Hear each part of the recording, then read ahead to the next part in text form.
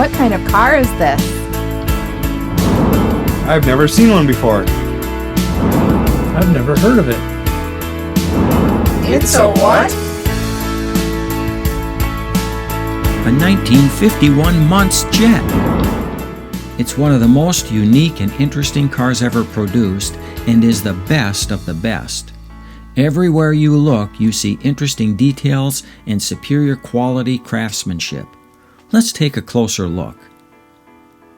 The Muntz Car Company was created in Glendale, California by Earl "Madman" Muntz, a well-known local used car dealer and electronics retailer. It was built from 1950 to 1954. Muntz was assisted by Frank Curtis, who had earlier attempted to produce a sports car under the name Curtis Craft.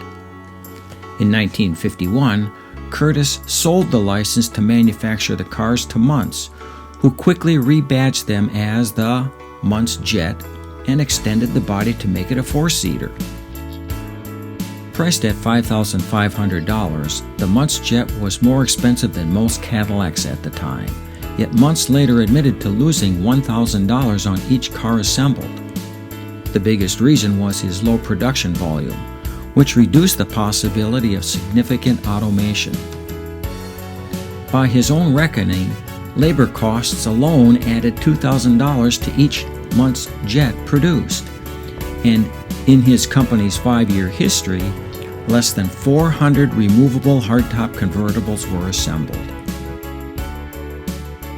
As he was doing with his television sets at the time, Muntz marketed the Muntz Jet directly to the consumer.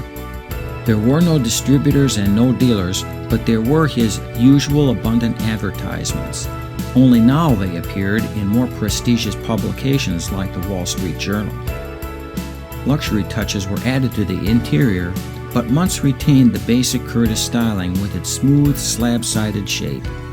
The result was America's first high-performance personal luxury car. Because the cars were distinctive in design, well-built and good performers for their time, Muntz Jets are rare and valuable collector pieces. Surprisingly enough, Muntz stressed safety by offering seat belts and a padded dash as standard equipment. Some people say that the seat belts were strictly a gimmick. If you're going to name a car a jet, you better have seat belts. Muntz had a few other innovations of his own. He invented a console between the front seats and placed a Motorola radio in it.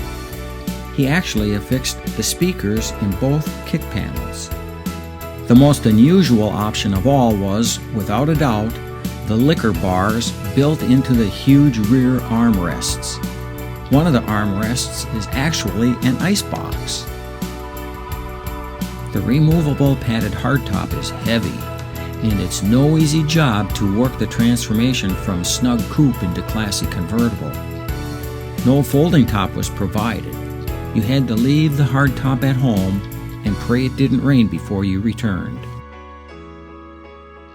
The little Napoleon was his insignia. He'd go on TV and say, "I'd give them away, but my wife won't let me." He became known as Madman Muntz.